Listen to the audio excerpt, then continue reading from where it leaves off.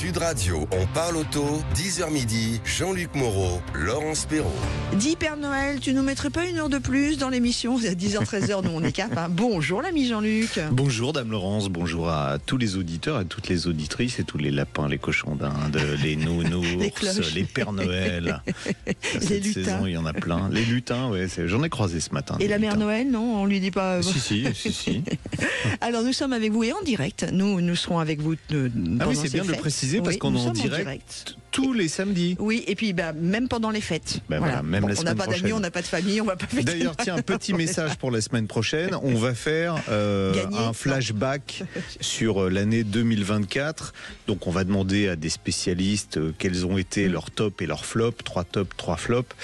Si vous-même, vous avez quelques idées sur ça, n'hésitez pas à nous écrire, à téléphoner et on vous prendra à l'antenne la semaine prochaine. J'ai des petites idées sur les flops.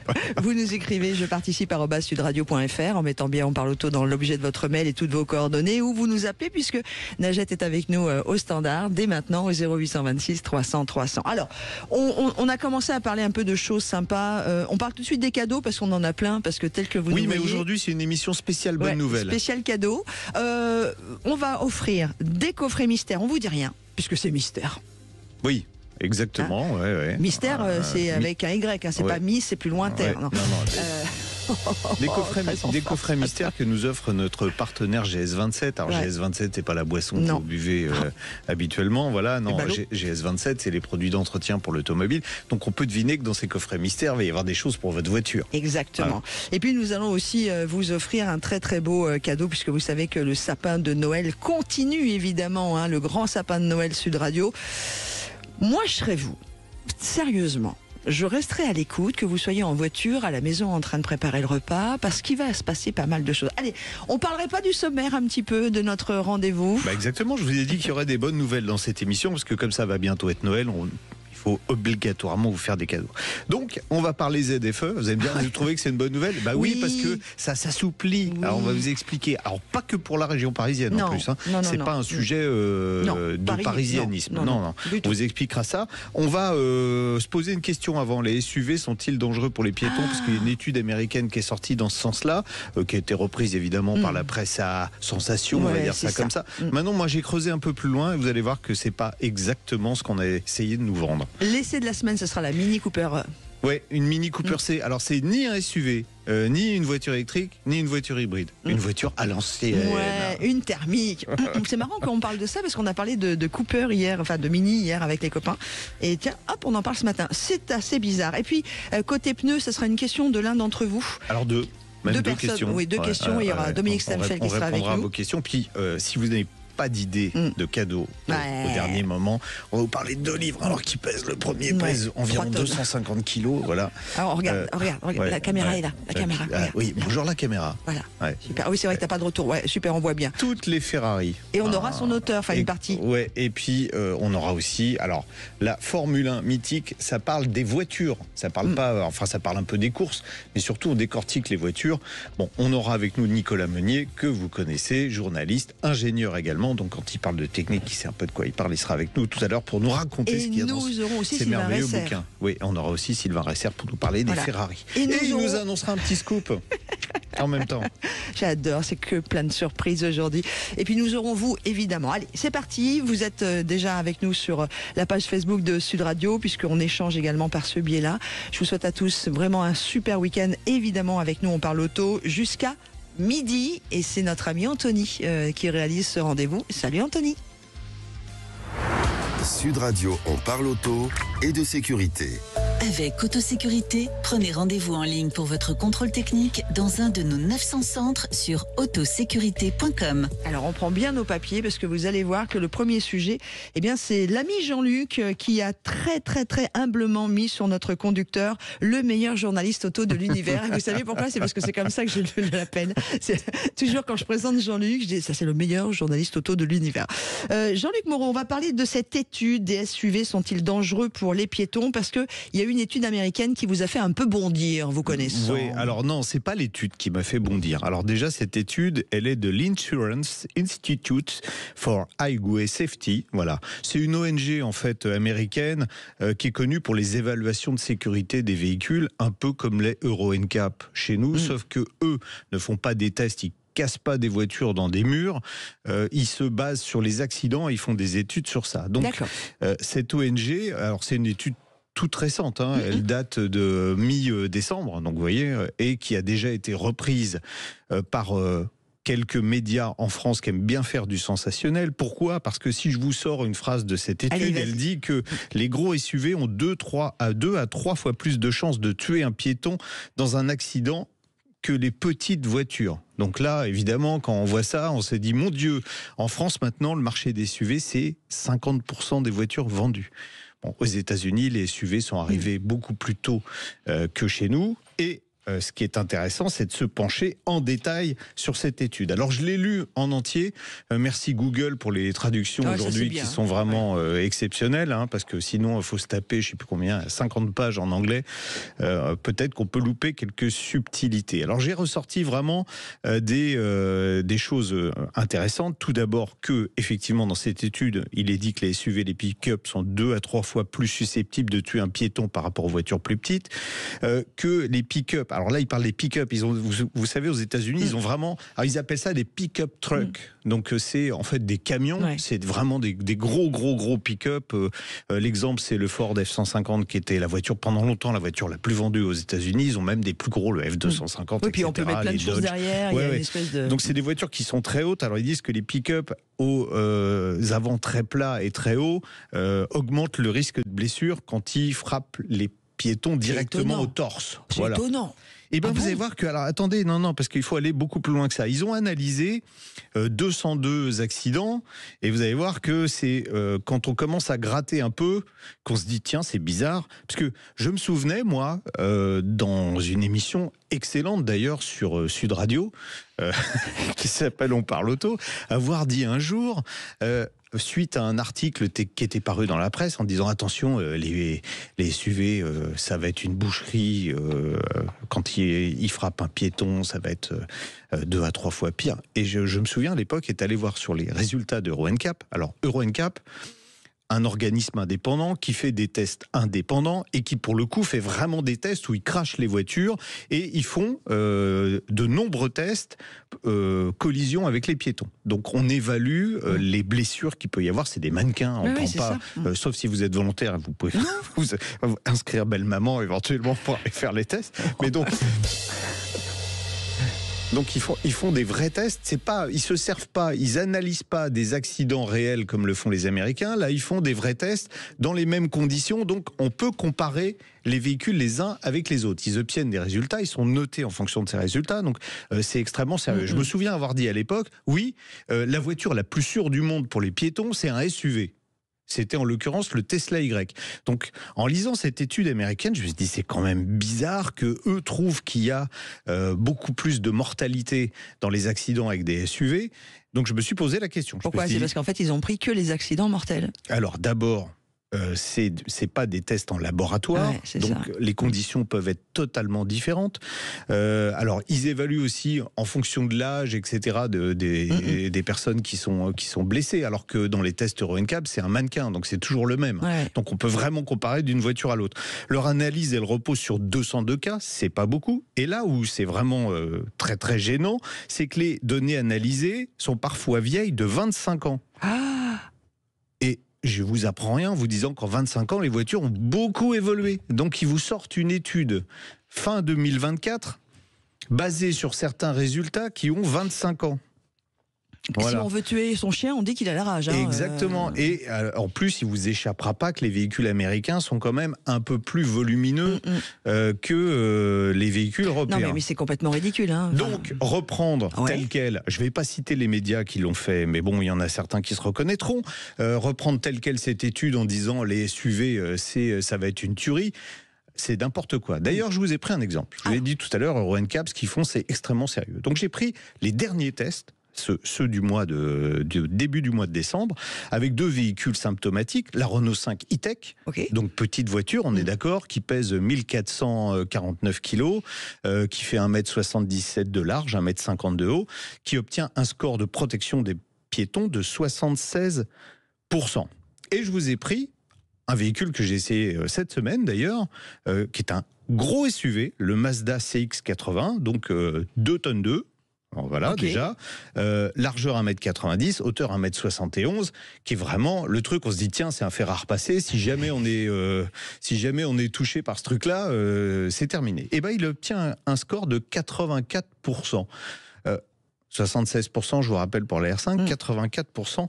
Donc il est meilleur. Il est meilleur que ça. Et d'ailleurs, on le voit, alors il y a un élément indispensable qu'il faut prendre en compte absolument, c'est que entre les voitures d'il y a 25 ans et les voitures aujourd'hui, vous avez des systèmes de freinage automatique. Voilà. Et de détection. Exactement, et ça marche pour les piétons. Et c'est pour ça qu'aujourd'hui, les voitures sont beaucoup plus sûres en ville qu'elles ne l'étaient il y a encore même, ne serait-ce que 10 ans. Donc, analyser des données qui ont 25 ans, c'est du grand n'importe quoi. Parce que les véhicules aujourd'hui, dans les mêmes conditions, n'auraient pas du tout des accidents similaires. Alors, là, vous allez me dire, ouais, mais vous avez pris 2 voitures, ça se trouve, c'est... Bon, alors j'ai pris les autres. J'ai pris un Hyundai Santa Fe, qui est aussi un très gros SUV, il est à 77%, le Porsche Macan, 83%, et la meilleure berline testée cette année, c'est la Mercedes-Benz classe E, qui est à 84%, et le meilleur SUV, c'est le Toyota CHR, qui est à 86%. Ça veut dire quoi, en clair? Ça veut dire, en gros, qu'il n'y a pas, entre 84 et 86%, il n'y a pas de différence entre les SUV et les berlines. Et pourquoi? Parce que, en fait, on se rend compte que sur un SUV qui va être plus haut, la zone de contact avec le corps va être plus large.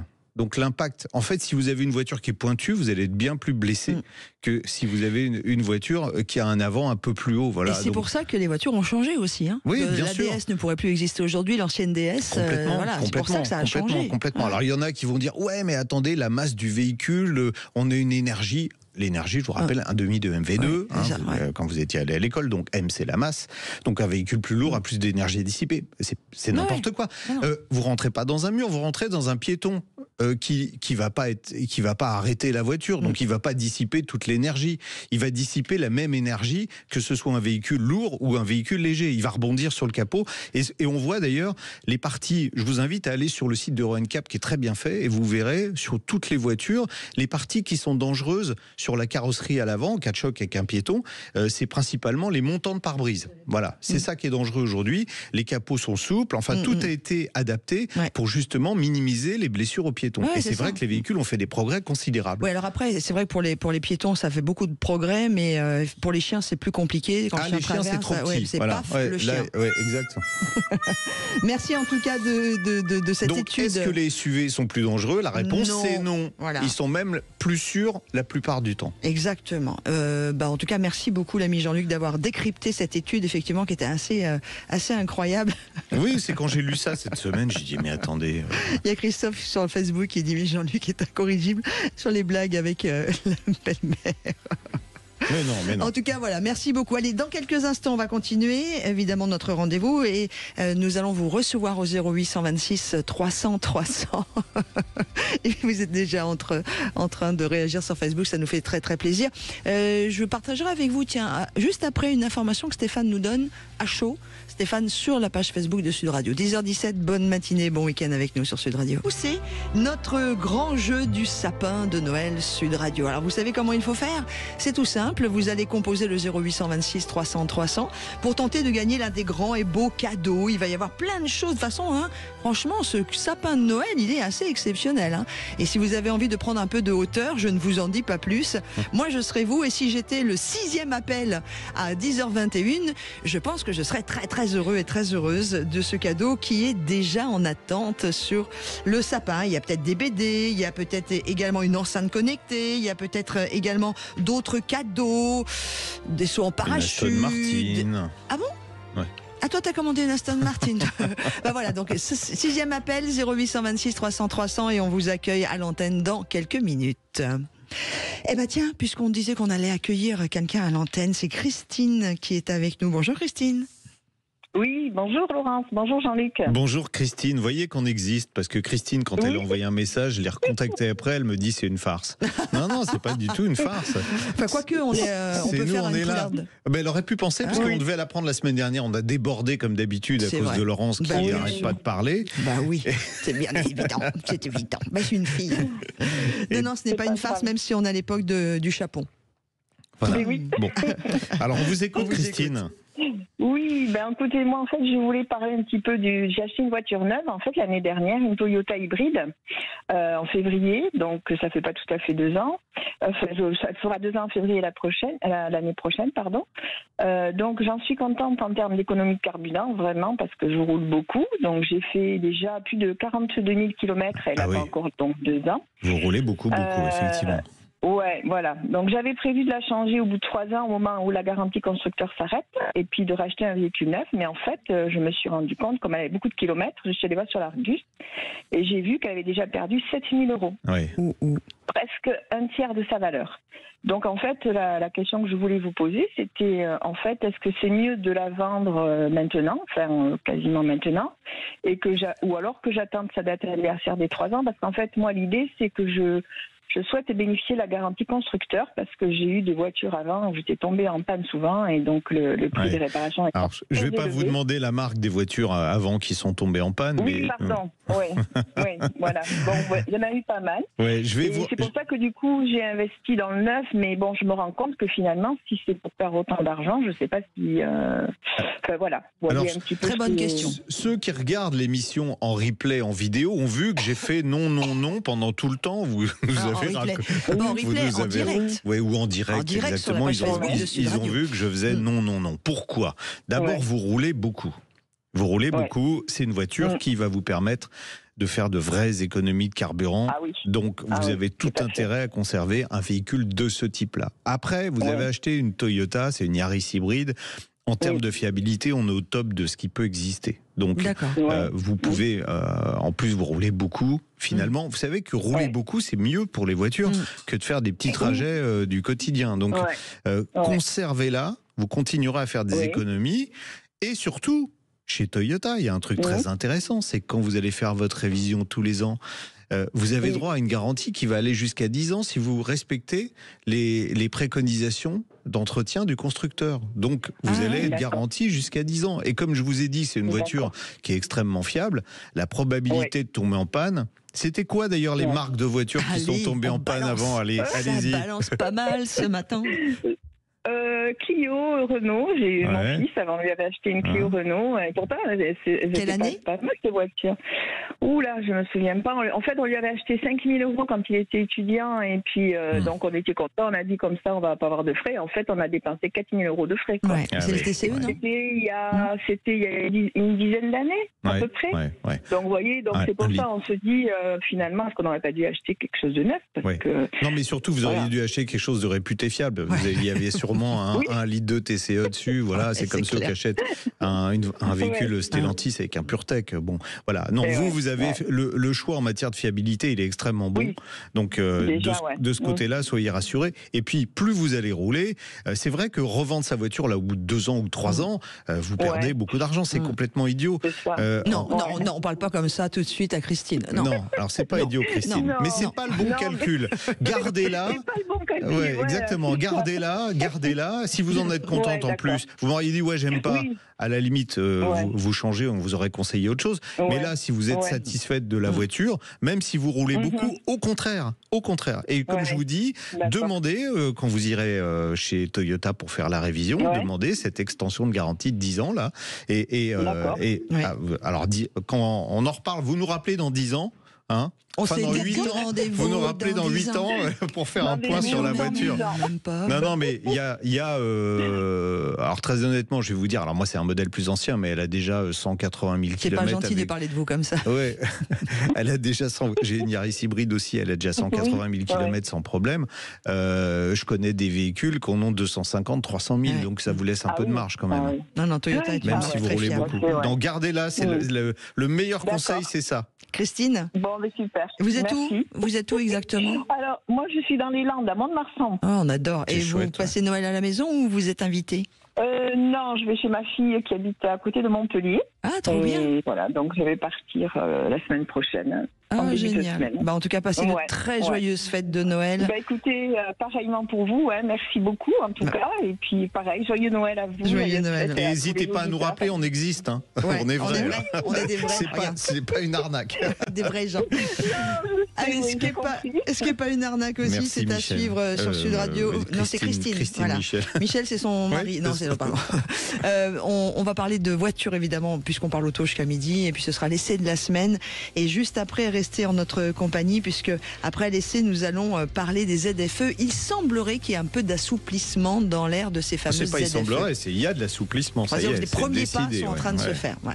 Allez, à tout de suite sur Sud Radio. Sud Radio, on parle auto et on prend le volant. Et si vous nous rejoignez maintenant, nous vous souhaitons bien sûr la bienvenue dans ce rendez-vous On parle auto, pile poil au moment de l'essai de l'ami Jean-Luc Moreau, que vous allez retrouver si vous avez Facebook avec nous en direct en partie, et puis totalement en intégralité sur la page YouTube de Sud Radio. Et aujourd'hui, l'essai, c'est un oiseau rare. Voilà, parce que c'est ni un SUV, ni une voiture électrique, ni même un modèle hybride. Elle n'a pourtant pas refusé le progrès, elle propose des évolutions sur cette version de 2024. C'est la Mini Cooper C. Alors, ce qui ne change pas sur cette Mini, c'est l'allure générale de la voiture. Hein. Même quand on n'est pas un spécialiste, on reconnaît une Mini au premier coup d'œil. Elle reste relativement compacte, 3,83 m de long. Elle possède des roues aux quatre coins, des phares ronds, un pare-brise vertical, un toit très horizontal, d'un coloris différent de celui de la carrosserie. Et les modifications pour ce millésime sont minimes et concernent par exemple les feux arrière. C'est aussi dans l'esprit Mini. Cette fois, je vais vous parler du volume du coffre. Mais là, c'est pas vraiment une bonne chose, car la capacité de 210 litres, ça en fait un des plus petits de la catégorie. Donc, si vous voulez une familiale, faut oublier ça. Bon, on se dit, comme le coffre est tout petit, finalement, la voiture va se rattraper avec l'espace qui est proposé aux passagers arrière. Eh bien, c'est raté. Il n'est déjà pas facile d'y accéder avec cette version 3 portes, mais en plus, les places ne peuvent accueillir décemment que des enfants en bas âge ou des cul-de-jatte. Il y a vraiment peu d'espace pour les jambes. Et puis les sièges, les dossiers des sièges sont très verticaux et ça dissuade de faire de longs trajets. Heureusement, les sièges avant sont beaucoup plus accueillants. Ils sont garnis de cuir synthétique puisque désormais, il n'y a plus de vrai cuir chez Mini. Un comble pour une marque britannique, vous avouerez. Notre modèle d'essai était équipé d'un toit ouvrant en verre, ce qui fait disparaître l'impression de confinement qui est habituellement ressentie à bord des Mini, avec un pare-brise assez étroit, des glaces latérales de faible hauteur. Bon, suivant la nouvelle tendance chez le constructeur britannique, je vous rappelle qu'il appartient à BMW, l'habitacle est tendu de tissu. C'est plutôt réussi dans le cas qui nous intéresse, mais si on regarde dans le détail, la qualité de certains matériaux n'est pas digne d'une voiture qui dépasse les 40 000 €. Les plastiques rigides sont présents un peu partout. Il y en a sur le dessus de la planche de bord, sur la console centrale, sur les panneaux de porte. On le voit dans la vidéo et surtout on l'entend, ça fait gratte-gratte. C'est assez désagréable. C'est ce qu'on appelle la qualité perçue. Et en la matière, Mini a beaucoup baissé, je trouve, ces derniers temps. C'est bien de parler de matière. Ouais. En la matière. Le gros morceau, c'est un écran tactile de 24 cm qui trône au milieu de la planche de bord. Il offre un excellent graphisme, une bonne réactivité. Mais il faut passer par des menus, des sous-menus pour accéder à de nombreuses fonctions comme le réglage de la clim. C'est vraiment le talon d'Achille du digital. On se console avec les différentes ambiances qu'il est possible de programmer, comme un affichage rétro, comme les Mini d'antan. Et puis on a tout de même conservé quelques boutons physiques sur la console centrale pour le réglage du volume de la radio, l'affichage de l'écran central et plus original, un contacteur façon clé pour le démarrage, ainsi qu'un basculeur pour le passage des vitesses et aussi un très utile bouton de raccourci qui sera sur le côté en bas du volant. Et ce bouton de raccourci vous permet de supprimer les fameuses aides à la conduite dont on ne veut pas. J'aime pas Berck. Voilà. Moi non plus. Bah oui, évidemment. Alors, il y a de nombreuses commandes sur le volant, mais pas que de bloc compteur face au conducteur. Un affichage tête haute est proposé en option avec les packs. Vous verrez que par contre ça coûte un bras. Autre option, mais qu'il vaut mieux éviter absolument cette fois, les roues de 18 pouces qui chaussaient notre voiture d'essai.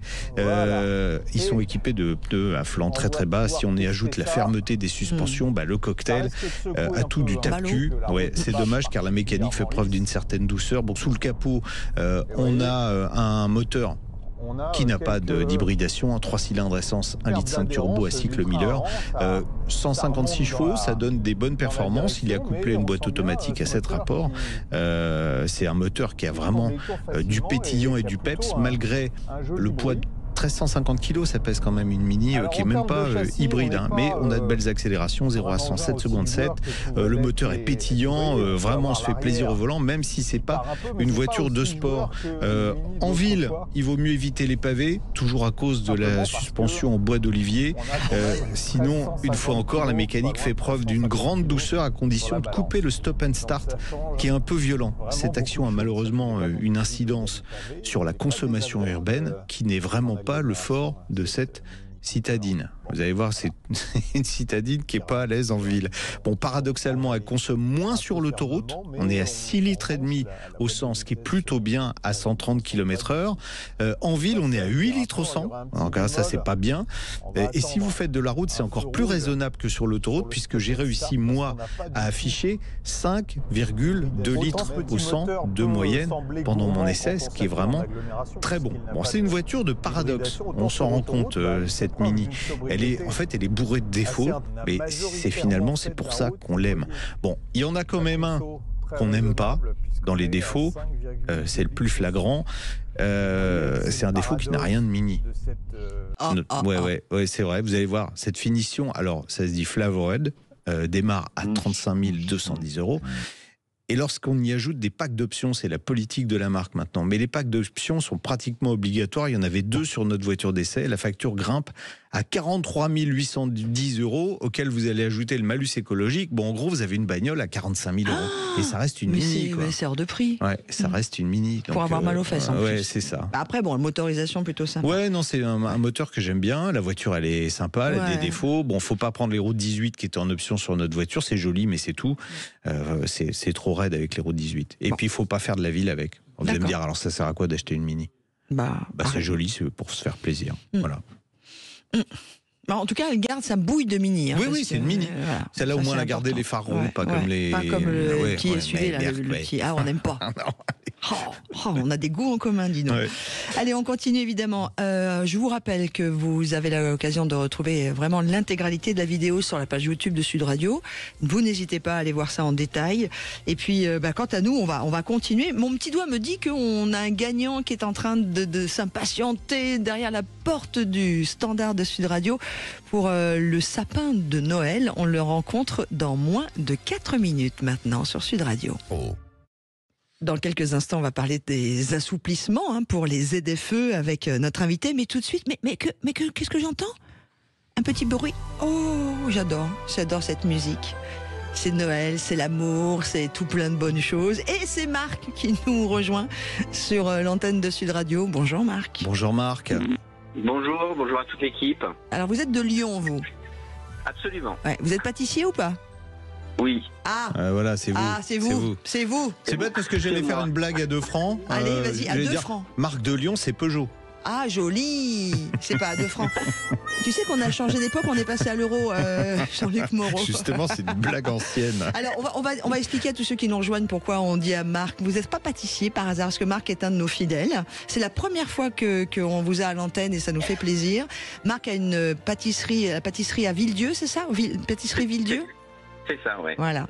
Et vous avez eu l'extrême gentillesse, bienveillance, amitié de nous envoyer. Il y avait pain d'épices, il y avait des orangettes, il y avait des truffes maison, il y avait des petits bonbons là, comment on appelle ça, Marc, aidez-moi. Les papillotes. Les papillotes. Et tout ça fait maison.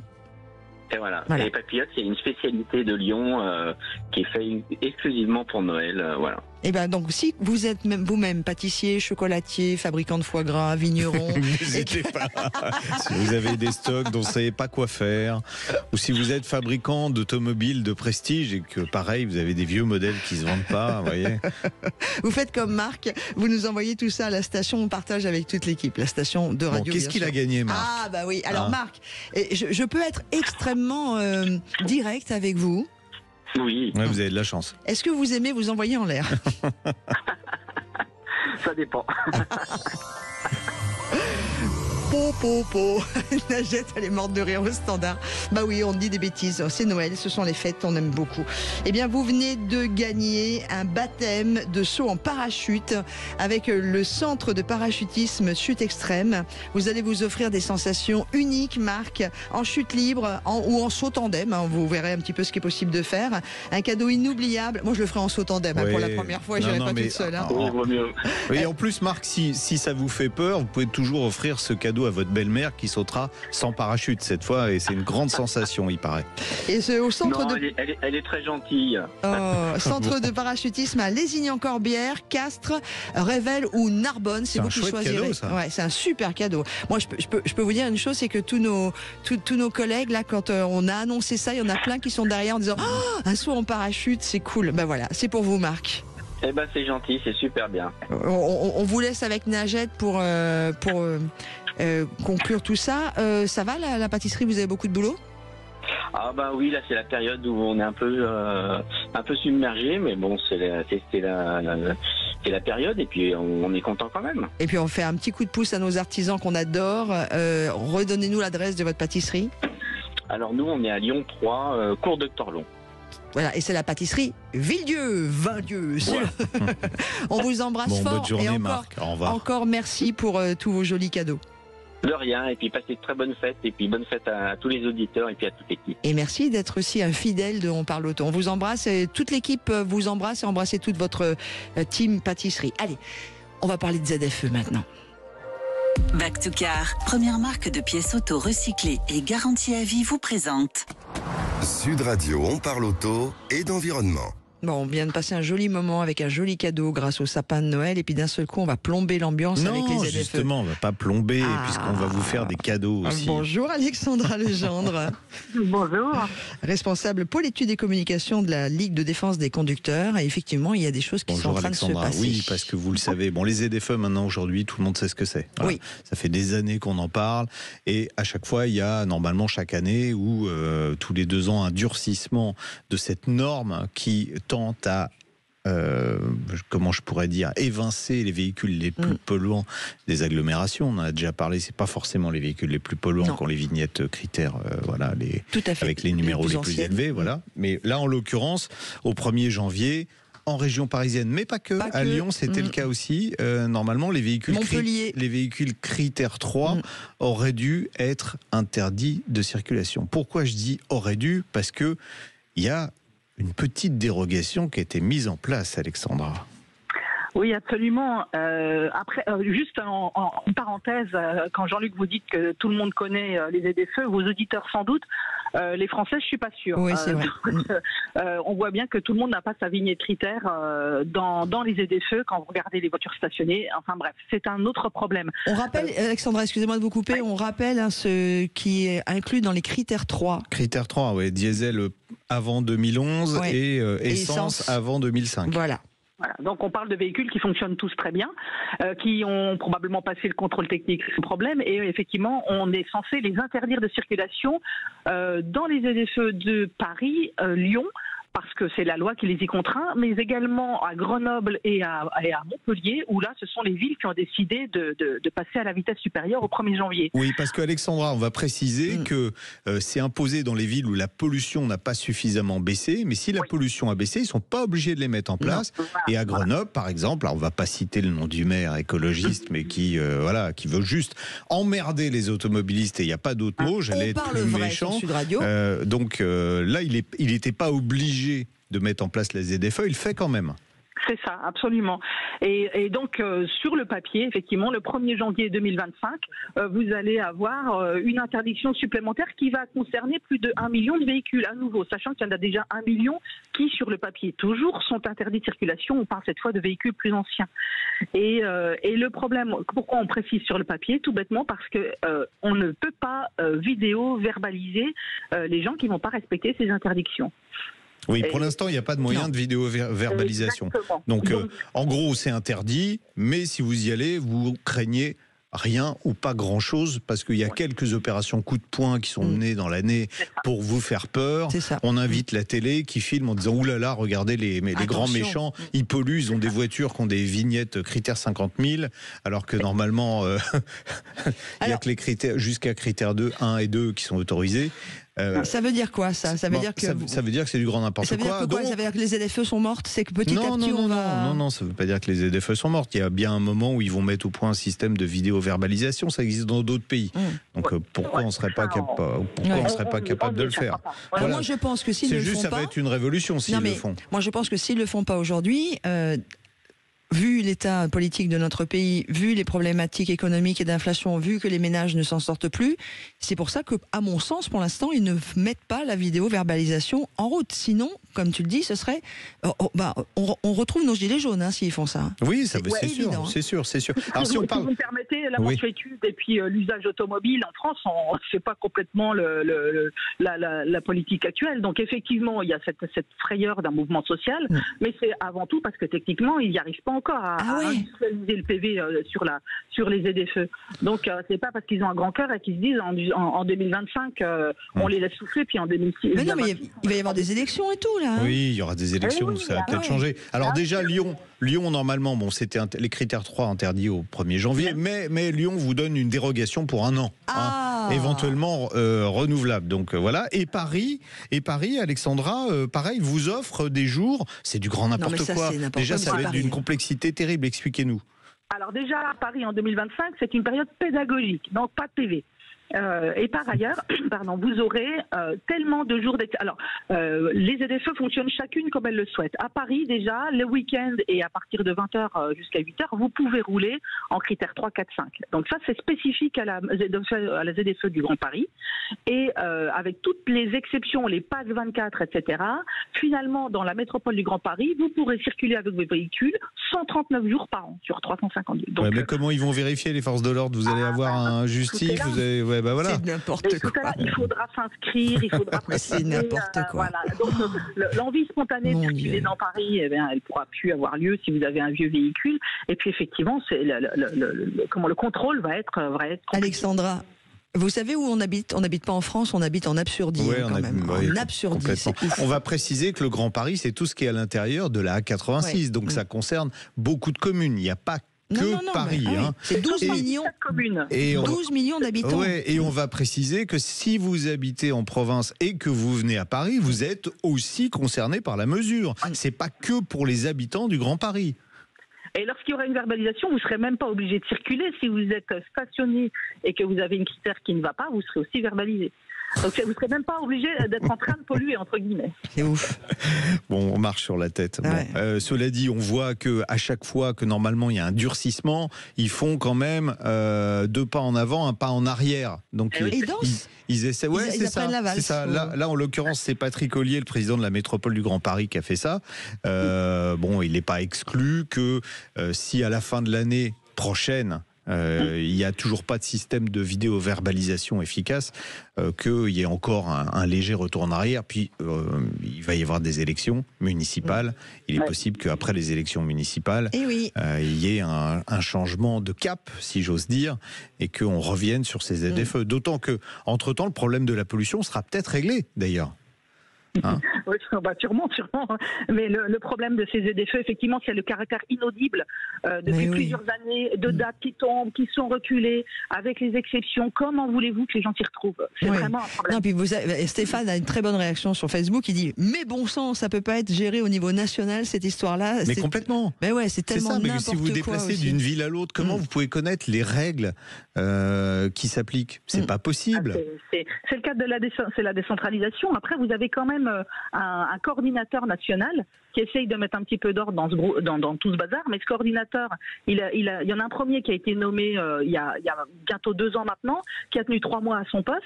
Maintenant, il y en a un nouveau, mais à partir du moment où justement ce sont des mesures qu'on applique localement, reprendre la main nationalement, finalement, on n'est pas du tout dans le sens de la décentralisation et de l'autogestion par les métropoles, par les collectivités locales. Donc, c'est ça aussi qui met le grand bazar. Et vous verrez que lorsqu'on va mettre aussi des des radars collectivités, puisque c'est la nouvelle étape de la répression automatisée, ça va être pareil, ça va être les villes, enfin ou les collectivités qui vont décider de mettre des radars. Et là, pour le suivi de l'efficacité de la répression et tout, ça va être aussi une autre paire de manches, puisqu'il faudrait refaire remonter toutes les informations des villes vers la le centre de gestion des PV. Donc en fait, ça va être à nouveau un bazar intraçable qui va encore se dérouler sur le dos des conducteurs, quoi.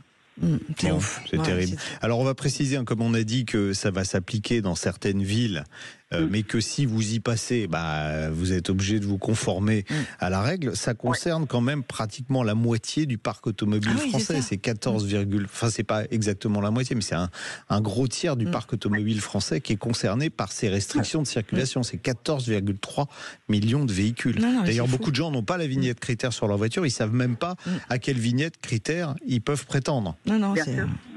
Bon, là, il y a des sites qui peuvent leur expliquer, mais encore faut-il avoir connaissance de la restriction. Bien sûr.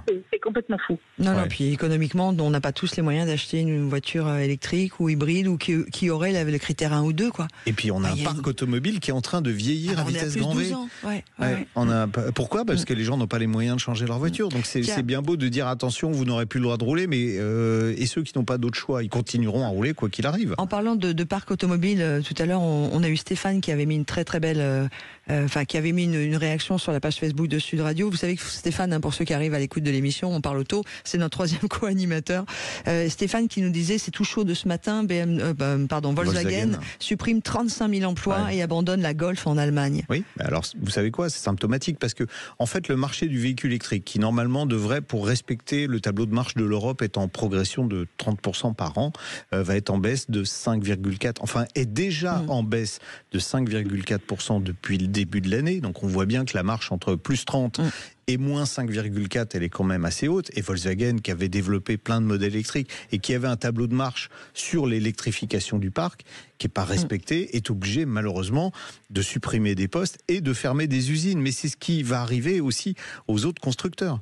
Donc là, alors... Attention à ce que vous venez de dire là, c'est important. C'est ce qui va arriver aux autres constructeurs. Il y a des constructeurs qui vont... Non, il y a une grosse nouveauté depuis hier, justement, c'est que l'Europe semble accepter de nouvelles discussions avec les constructeurs. Donc il est possible que même la clause de revoyure qui était prévue en 2026 soit adoptée plus tôt. C'est-à-dire qu'on va assouplir la fin du thermique, ça sera plus 2035, ça sera peut-être 2040, ce qui permettrait de donner un petit peu d'air à tout le monde. Et puis ils vont accepter, je crois, les carburants de synthèse. Oui, mais les carburants de synthèse, ça franchement, alors moi je vous dis tel que je le pense, aujourd'hui, économiquement, c'est pas jouable. Mais en fait, voilà, ce mélange, le lien entre les ZFE et ce qu'on vient d'apprendre, merci à Stéphane de nous envoyer cette info chaude. Et puis vous avez vu ce qui s'est passé en Bretagne, là. Moi j'embrasse tous ceux du Morbihan, le Renault qui ferme une usine aussi. C'est-à-dire qu'en fait on s'en rend pas compte, mais cette filière automobile va mal, mais aussi parce que les gens ne peuvent plus acheter de voitures neuves. Il y a tout un truc, et les voitures électriques, on n'a pas les moyens. Les voitures sont devenues beaucoup plus chères qu'avant, il y a ça aussi. C'est ça. Et les voitures thermiques ont plus augmenté que les voitures électriques. C'est le paradoxe. Les voitures électriques, les prix finalement baissent légèrement, et les voitures thermiques, les prix ont bondi ces dernières années. C'est un truc de dingue. Ouais, mais ça veut dire quoi ? Ça veut dire que les constructeurs se font une marge qui... Voilà. Alors oui. Ou pas. Ou pas. Voilà. Ou pas. Après, on a des salaires. Moi, je me bats aussi sur les salaires français. On ne travaille pas à 200 € par mois. Alexandra ? Oui. Merci beaucoup. Oui, Alexandra, qu'on va avoir la semaine prochaine pour un sujet un petit peu brûlant. Vous allez voir, on va rigoler. On va rigoler. On ne peut pas rigoler. Vous avez demandé aux Français quelles étaient pour vous les pires mesures de 2024 et ils ont répondu. C'est cool. Et vous allez voir, c'est sympa. Bon, en tout cas, donc on vous donne d'ores et déjà rendez-vous la semaine prochaine pour vous, Alexandra, et pour vous tous qui nous écoutez. Nous serons en direct également. Et puis bonnes vacances quand même, parce qu'elle part en vacances, Alexandra. Absolument. Bonne fête à tous et à la semaine prochaine. Oui. Profitez bien. Et puis, joyeuse fête de fin d'année, Alexandra. Et donc, à la semaine prochaine, nous serons en direct. Allez, à suivre. Eh bien, notre deuxième heure va débuter dans quelques instants. Ce sera juste après le rappel de l'actualité. Et nous allons avoir des ouvrages magnifiques sur Ferrari. On va avoir des cadeaux avec des boîtes mystères. On va avoir des vrais sujets qui concernent l'automobile. Mais pas que. Bon week-end à tous. Restez avec nous, bien sûr, sur Sud Radio. Et nous voici arrivés dans cette seconde heure pour notre rendez-vous. On va tout de suite commencer par les très, très bonnes nouvelles. On va offrir des coffrets mystères GS27. Exactement. Alors, qu'est-ce qu'il y a dans le coffret mystère? Donc tu veux le dire maintenant? Non, non, je le sais même pas. Non, mais comme tout à l'heure, on a Florian Douady, qui est le directeur de la communication de GS27 avec nous pour une chronique. On va tout de suite vous demander d'appeler pour gagner ces 3 coffrets mystères. Pas maintenant. Pas tout de suite, bon. Mais non, parce que je voulais que Florian nous dise à la fin qu'on prenne les gagnants la fin. Normalement, ça c'est un truc qu'on prépare avant. Oui, mais c'est pas ça. Mais pour l'organisation, on l'avait préparé avant. Avec Anthony, on disait qu'on le faisait juste après la chronique pneus et on lançait les jeux. D'accord. Et on fait ça. On fait ça juste après la chronique pneus. On lance les jeux. On lance les jeux et vous saurez. Et on prendra les gagnants à la fin de la chronique entretien et rénovation. Comme ça, on demandera. Attends, on reprend tout. Recommence tout. Tu sais quoi? Attends, on fait un stop. On coupera au montage, de toute façon. On va couper au montage. On fait un stop. Relance-nous l'habillage. Vas-y, mon grand, parce que tu vas voir, on va tout recommencer au propre. Et vous qui nous écoutez, vous avez le droit de vous dire qu'on est un peu comme ça ce matin. Attention, c'est parti. Sud Radio, on parle auto, 10h midi, Jean-Luc Moreau, Laurence Perrault. Et bienvenue dans cette seconde heure consacrée à On parle auto. Avec une bonne nouvelle, ami Jean-Luc, nous allons dans le courant de l'émission faire gagner des coffrets mystères. Exactement, coffret mystère, et vous saurez ce qu'il y a dans le coffret mystère. Enfin, plus tard dans l'émission. Plus tard, enfin vous saurez pas ce qu'il y a dans le coffret mystère, ça restera un coffret mystère, mais on vous aiguillera. Voilà. Allez, on parle aussi de livres aujourd'hui, puisqu'on a un de nos invités qui est déjà là d'ailleurs. Voilà, on va parler de 2 bouquins à eux seuls. Si vous avez besoin de caler un réfrigérateur ou une machine à laver, franchement, vous voyez, alors 2 ouvrages magnifiques. Le premier sur les Ferrari, le deuxième sur les Formule 1 mythiques. Voilà. Moi, j'ai du mal à les porter tellement ils sont lourds. Très beau livre sur Formule 1 et très beau livre sur la Ferrari. Des idées de cadeaux si vous n'avez pas encore acheté tout ce qu'il faut pour Noël. Et puis nous allons aussi parler d'un documentaire que vous voyez actuellement sur Netflix. Exactement. Alors un documentaire qui s'appelle Anatomie d'un comeback. C'est Cédric Fréour, un journaliste qu'on connaît bien, qui a réalisé ce documentaire. Vous expliquera exactement ce qu'il y a dedans. Je me suis dit au départ, tiens, il y a 4 épisodes de 52 minutes. C'est très bien. Je vais regarder ça en accéléré. Et en fait, j'ai pas du tout regardé en accéléré. J'ai tout regardé. Je me suis régalé. C'est vraiment. Si vous voulez passer un bon moment là pour ces fêtes de fin d'année, il faut avoir Amazon Prime, mais peut-être qu'on peut le trouver ailleurs. On demandera à Cédric tout à l'heure. Ouais, tout à fait. Et puis on va commencer évidemment la première heure, la deuxième heure comme on le fait habituellement. On va donc ne pas changer les bonnes habitudes. On va parler pneus tout de suite. C'est parti. Le syndicat du pneu, les spécialistes du pneu au service de votre sécurité sur la route, présente Sud Radio, on parle auto, parlons pneus, parlons bien. Et alors nous avons vraiment une chronique pneu très particulière aujourd'hui, puisque nous allons avoir 2 questions. Il y a Dominique. Oui, je vous avais promis la semaine dernière qu'on répondrait aux questions d'auditeurs sur les pneus qui sont nombreux chaque semaine. Voilà, exactement. Bon, on va déjà commencer par accueillir Dominique Stemfeld, qui est notre président du syndicat des pneus, qui va répondre à ces personnes. Bonjour Dominique. Bonjour Dominique. Bonjour Laurence, bonjour Jean-Luc, bonjour à tous. Bon, comme vous l'avez vu, on est très en forme. On commence avec Martin qui nous rejoint 0826 300 300, puis ensuite on accueillera Nicolas. Oui, il a plein de questions Martin. Bonjour Martin. Bonjour Laurence, bonjour Jean-Luc. Comment ça va? Très bien, merci. Et je vois que l'émission est sur les chapeaux de roue aujourd'hui. C'est le cas de le dire. De pneus, bien sûr. Bon, oui. On vous écoute Martin. Oui, j'avais plusieurs questions parce que je vais recevoir prochainement le nouveau Toyota Land Cruiser 250 et j'aurais aimé l'équiper pour qu'il soit plus baroudeur des pneus BF Goodrich All-Terrain T/A. Et donc, savoir, petit 1, si ça ne risquait pas d'alourdir la direction, avec une direction un peu plus lourde. Petit 2, d'augmenter la consommation de carburant. Et petit 3, de m'assurer qu'ils étaient bien homologués pour la loi montagne, pneus hiver et non pas simplement mud plus snow. D'accord, donc 3 questions à 100 €, ça fait donc 300 €. Voilà. On va faire une cagnotte maintenant. Dominique. Alors, ce sont d'excellentes questions et qui sont posées de façon très claire. Donc, est-ce que ça risque pas d'alourdir la direction? Non. D'autant plus que sur ce véhicule-là, il y a une direction assistée qui est très puissante. Donc, moi, je ne pense pas qu'il va y avoir de difficultés de ce côté-là. Par contre, il y a un certain nombre d'effets pervers qui risquent d'intervenir. La première, dès le moment où on a des pneus avec des pavés qui sont beaucoup plus isolés, et qui ne sont pas reliés entre eux, on risque d'avoir un comportement un peu plus flou. C'est ce qu'on appelle dans notre jargon l'effet paillasson. Quand vous êtes sur un paillasson un peu épais, vous sentez que ça flotte un peu. Donc ça, c'est le risque qui peut y avoir. Il peut y avoir aussi une dégradation du confort, plus de bruit et un freinage allongé. Et ça, on peut le voir quand on lit l'étiquetage. En ce qui concerne la consommation, par exemple, vous allez avoir un pneu qui va être marqué D. Au lieu d'un pneu B, qui est traditionnellement celui des pneus routiers des SUV. Donc en termes de consommation, il va y avoir une augmentation de 0,2 litres au minimum. En ce qui concerne le bruit extérieur va être plus important, puisqu'en fait on va passer d'un pneumatique qui est badgé B à un pneumatique qui est badgé C. Donc le bruit extérieur va être multiplié par 2. Et puis en termes de freinage, je considère que vous risquez d'avoir un freinage allongé d'environ 9 mètres, puisque on passe là aussi d'un marquage B à un marquage D. Donc le seul avantage que vous avez, alors c'est effectivement un avantage esthétique, mais l'avantage que vous avez, c'est que si vous faites du off-road, vous allez avoir plus d'efficacité. Par contre, sur la route, effectivement, il y a quelques inconvénients périphériques. Oui. Est-ce que ça reste un pneu qui sera homologué hiver ?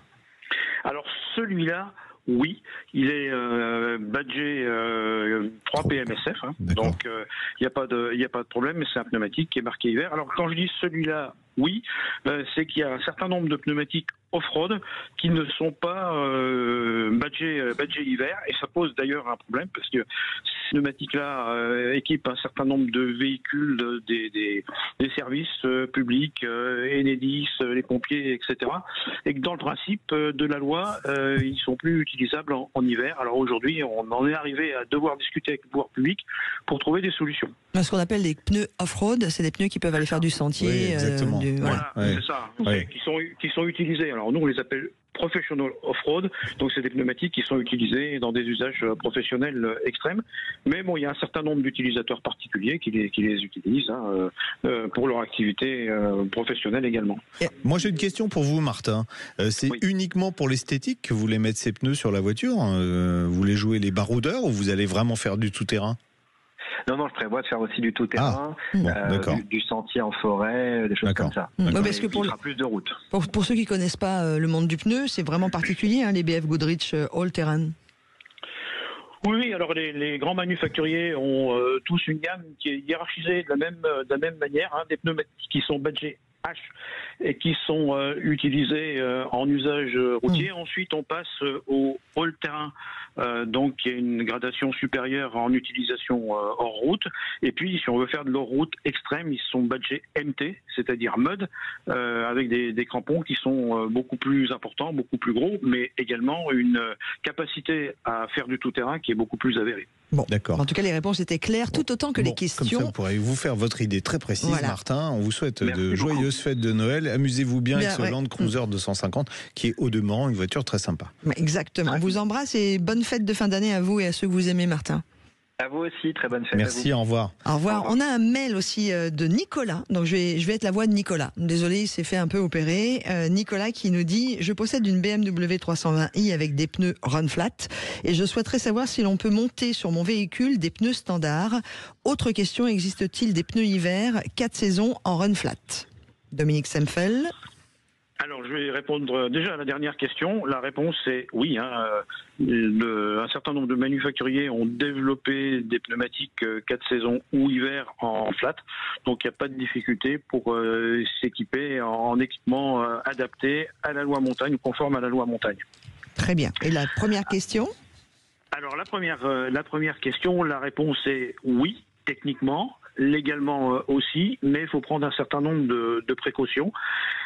Tout d'abord, il est impératif de monter ces pneus par 4. On peut pas avoir 2 pneus traditionnels et 2 pneus run flat sur le véhicule, et encore moins sur le même essieu. Et ça, c'est clairement indiqué dans la réglementation. L'autre point, c'est qu'il y a là aussi des inconvénients à attendre. Le premier, c'est la perte de la capacité run flat des pneumatiques. Donc ça implique de remettre une roue de secours ou un équipement de dépannage dans le véhicule. Et puis, ce qu'il faut rappeler, et on l'a déjà fait avec Jean-Luc, c'est que les véhicules équipés de pneus run flat ont un tarage de suspension particulier, spécifique, pour supporter des pneus plus durs et plus lourds. Et là, en l'occurrence, on va avoir une moins bonne adéquation entre le pneu et le véhicule, et avec probablement quelques effets pas très agréables en termes de comportement. Est-ce qu'on peut conserver les jantes d'origine sur lesquelles on montait du run flat pour mettre du pneu classique? Alors la réponse c'est oui. Par contre, on peut absolument pas faire l'inverse, c'est-à-dire monter des pneus run flat sur des jantes de pneus classiques. Bah tiens, ça tombe bien parce qu'on rappelle, parce qu'il y en a peut-être qui nous écoutent qui disent mais c'est quoi le run flat, quoi? Parce que c'est quand même des pneus très particuliers, Jean-Luc. Oui, c'est un pneu qui permet de rouler à plat 80 km à 80 km/h maxi, voilà. Ouais. Mais c'est vraiment une technologie particulière, celle du run flat, Dominique. Alors c'est une technologie particulière, qui est très intéressante parce qu'elle permet effectivement de rejoindre un point de dépannage sans avoir à changer de pneus en cas de crevaison, de perte de pression. Il faut savoir qu'il y a un gros inconvénient quand même, c'est que ce sont des pneus qui sont très très lourds, enfin beaucoup plus lourds, puisqu'ils ont ce qu'on appelle des flancs porteurs, des flancs qui sont beaucoup plus épais et beaucoup plus rigides. Évidemment, ça alourdit le pneumatique. Alors ça fonctionne très bien sur des véhicules. BMW maîtrise parfaitement l'adéquation entre un pneu run flat et ses véhicules, mais ça nécessite des réglages particuliers. D'accord. On a fait le tour. Il y a un autre inconvénient que vous n'avez pas cité. En général, ça se répare pas. Donc, quand vous avez crevé avec un run flat, c'est mort. Il faut le changer. Et c'est 30% plus cher qu'un pneu classique. Donc, le run flat, en général, ça vous met à plat rapidement. Et puis, alors, il y a un truc très rigolo qu'un auditeur, on va pas le prendre, mais il m'a envoyé une petite remarque qui m'a fait beaucoup rigoler. Il m'a dit voilà, je crois que c'est une Fiat 500 qu'il avait. Il n'y a pas de roue de secours. Il y a un kit pour regonfler la roue, mais le kit, le petit compresseur se branche sur une prise allume-cigare. Il me disait il n'y a pas de prise allume-cigare dans la voiture. C'est vrai qu'il y a pas mal de choses qui ont disparu des voitures. Enfin, alors il existe des systèmes de gonflage autonomes avec une petite batterie. J'en ai acheté un dans un centre auto que je ne citerai pas. D'accord. Dominique, on vous embrasse fort fort fort. Merci Dominique, bonne fête. Ouais, joyeux Noël. Ça va aller, on va s'arranger. Ouais. Bonne fête à tous et soyez prudents sur la route parce qu'il y a les déplacements aujourd'hui vers les zones de montagne. Et puis vérifier que vous êtes bien équipés quand même. Voilà, la sagesse qui parle sur Sud Radio, Dominique Stemfel. On vous embrasse, passez de très très belles fêtes. Allez, à venir, mon petit doigt me dit, moi, qu'on va peut-être vous faire des cadeaux dans pas longtemps. Les fameux coffrets mystères, on en reparle juste après la pause. Là, restez avec nous. Sud Radio, on parle auto, 10h midi, Jean-Luc Moreau, Laurence Perrault. Et on va parler de beaux livres pour Noël et avec leurs auteurs en particulier. Regardez celui que j'ai dans les mains. C'est Formule 1 et l'auteur est avec nous, il est en studio. Nicolas Meunier est avec nous également, on va bien sûr le voir arriver dans quelques instants. Bonjour Nicolas. Bonjour monsieur Nicolas. Bonjour Jean-Luc, bonjour Laurence. D'habitude, c'est plus des supercars. Mais non, il a changé en fin d'année, comment ça se fait là? Formule 1, qu'est-ce qui s'est passé? Il faut faire. Les supercars ont fait une réédition à peu près tous les 2 ans en rajoutant du neuf. Là, il y en a déjà une l'an dernier. Plus, ça serait de la gourmandise. Donc là, il fallait un petit peu changer de sujet. Donc, vous avez bien pourquoi fait. pas. Et puis alors, vous n'êtes pas tout seul. Ouais, on va préciser. C'est pas Formule 1, c'est pas la saison avec les courses, etc. Là, on prend les Formule 1 depuis le début. Ouais. D'ailleurs, première Formule 1, quelle année? 1950. La première année du championnat, donc c'est j'ai pris la championne, c'est l'Alfa 159. On raconte même un peu ce qui s'est passé avant, parce que l'Alfa 159, les bases, 158, 159 datent d'avant-guerre. Et à l'époque, juste après-guerre, quand la compétition a repris, il y a peu de constructeurs qui avaient les moyens de développer une voiture complètement de zéro. Et donc, ils se sont basés sur ce qu'ils avaient fait avant-guerre et qui pouvait correspondre aux règlements édictés par les instances organisatrices du championnat. Il y a toutes les marques. On a Maserati, Van Vol, Cooper, Birm. Je lis derrière, je suis honnête. Et on voit Honda, la progression Mercedes, fulgurante Matra, Lotus, des Formule 1, parce que Williams, début Ferrari, du championnat avec des modèles qui étaient un peu obsolètes, et ça évolue évolue super vite et transformation totale d'ailleurs de la Formule 1 on va dire en 20 ans. En 20 ans, oui, on va dire qu'il y a eu une sorte de coup d'arrêt de l'innovation à la fin des années 70 pour des raisons réglementaires, où on a voulu réduire les écarts entre les marques. Et en effet, tout a été inventé petit à petit. Il y a eu une sorte de succession dans les nations d'excellence de la Formule 1. On a eu d'abord les Italiens, ensuite les Britanniques. Ensuite, ça s'est un petit peu plus ouvert à d'autres pays pour que vraiment l'Angleterre est vraiment le cœur de l'innovation de la Formule 1 par les ingénieurs. Puis même aujourd'hui, c'est du beau livre. Si vous regardez Alpine, ils sont en Angleterre. Oui. Alors les Formule 1 avec moteur avant au début, ensuite la révolution, c'est ça, avec le moteur arrière. C'est la première vraie révolution. Ouais. Et puis après avec tout un tas d'innovations que moi j'ai vécu quand j'étais gamin à la télé. Je voyais ces Formule 1 avec un effet de sol. Alors tout d'abord avec un aspirateur, on va le dire carrément, pour créer l'effet de sol sous la voiture. Après les fameuses jupes qu'il y avait sur les côtés. On a eu aussi la Tyrrell à 6 roues qui était plutôt rigolote.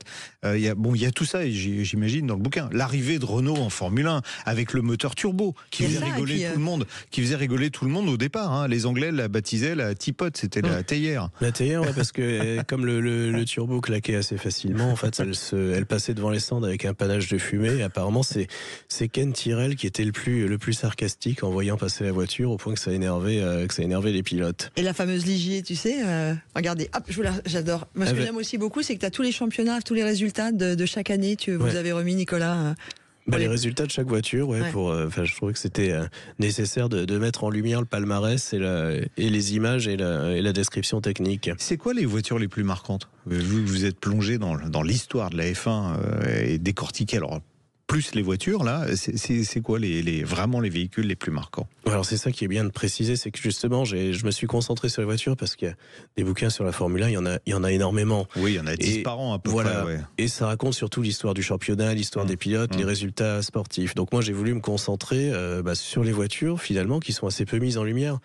Aujourd'hui, vous demandez à de nombreux fans de Formule 1, ils vont vous parler de la voiture d'Ayrton Senna, mais ils vont pas vous parler de la McLaren MP44. En fait, les noms des voitures, qui sont souvent des noms de code, passent au second plan. On a tendance à oublier le modèle de voiture. Et c'est ça que je voulais remettre en avant. Il y avait, à ma connaissance, peu, voire pas du tout de livres qui décrivaient les aspects techniques et les modèles un par un. Donc c'est ce que j'ai voulu faire dans le sélectionnant 1. En le sélectionnant tout un tas de modèles. Et ensuite, quels sont les modèles les plus marquants ? J'ai envie de dire que ça dépend beaucoup de la sensibilité de chacun. Oui, tout à fait, je suis assez d'accord. Parce qu'il y en a qui vont attacher ça à un souvenir. Par exemple, la McLaren de Senna, parce qu'ils sont fans de Senna, c'est celle qui a tout gagné quand il y avait Prost et Senna, qui régnait sans partage. D'autres, moi par exemple, les Lotus John Player Special, j'ai trouvé que c'était les plus belles Formule 1 de toute l'histoire en matière d'éco. Et la Lotus 72, justement, qui était la première à avoir cette livrée, c'est celle qui a gagné le plus de courses dans l'histoire de la Formule 1. Alors Nicolas, vous êtes sur place, donc on ne peut pas parler de Ferrari, vous. Je voudrais qu'on parle de mon ami Sylvain Resser qui nous rejoint, journaliste au Figaro. Comment ça va ? Bonjour Laurence, bonjour Nicolas. Et pourquoi vous n'êtes pas avec nous en studio, vous, aujourd'hui ? Vous allez vous faire gronder ? Non, je vous taquine. Oui. Regardez le livre. J'ai fait du vélo ce matin. Il n'y a pas de vélo dans moi, je fais Madame Téléachat. Il n'y a pas de Ferrari à pédale. Si, il y a eu des Ferrari à pédale. Attendez, parce que ma première voiture était une Ferrari à pédale. Voilà. Donc, on a tous eu des Ferrari à pédale quand on était petits. Cintré, cadré, c'est pas mal. Alors là, c'est carrément, je vais dire c'est un pavé, mais 2,2 kg quand même, plus de 600 modèles et des versions spéciales. Ça a dû être. Alors c'est Serge Bellu qui signe ça. On connaît tous Serge Bellu qui est on va dire la bible de l'automobile. Vous avez un petit peu collaboré un petit peu collaboré avec lui. Ça représente quoi comme boulot de répertorier toutes les Ferrari ? Est-ce que ça s'était déjà fait d'ailleurs ? Alors en fait, Serge avait approché le sujet il y a une dizaine d'années. Il avait déjà sorti un bouquin qui était aussi volumineux que celui qui vient de sortir. Mais il y avait, on va dire, quelques trous dans la raquette. Et là, il a complété ces trous. Et ça nous donne ce livre qui vient de sortir, où il y a toutes les Ferrari de route, toutes les Ferrari de course, aussi bien les prototypes, les barquettes, les voitures de sport et les monoplaces, les Formule 2, les Formule 1. Et surtout, parce qu'on l'oublie souvent, mais il y a aussi ce qu'on appelle les one-off. Ouais, des chez commandes Ferrari, spéciales, les commandes spéciales sur mesure. Des voitures pour certaines qu'on n'avait jamais vues en photo en plus. Exactement, ouais. Il y en a eu beaucoup dans les années 50 et 60, quand c'était, on va dire, la fin de l'âge d'or de la carrosserie, où Ferrari donnait des châssis aux carrossiers designers comme Pininfarina, Ghia, etc., Berton, et à partir d'un châssis, on faisait une carrosserie spéciale. Il y en a eu pour Rossellini, Grit Berman, le roi de Belgique. Ouais. Il y a le sultan de Brunei aussi avec quelques modèles, ou à toujours, je pense d'ailleurs. On va lui poser la question, quelques modèles uniques. Bon, tout ça donc dans toutes les Ferrari. Ouais. Tout ça, exactement. Alors ça fait un peu plus de 600 voitures, une fois qu'on a tout assemblé. Et ce qui est intéressant dans ce livre, à mon sens, c'est qu'il y a beaucoup de photos assez insolites. Et, Sylvain, je suis en train de les montrer à l'écran sur la page, en direct là, dans l'émission. Donc du coup, effectivement, on voit toutes ces photos magnifiques. Ouais. Et Nicolas, vous l'avez lu en plus le bouquin, donc sublime. Un avis indépendant, parce que évidemment.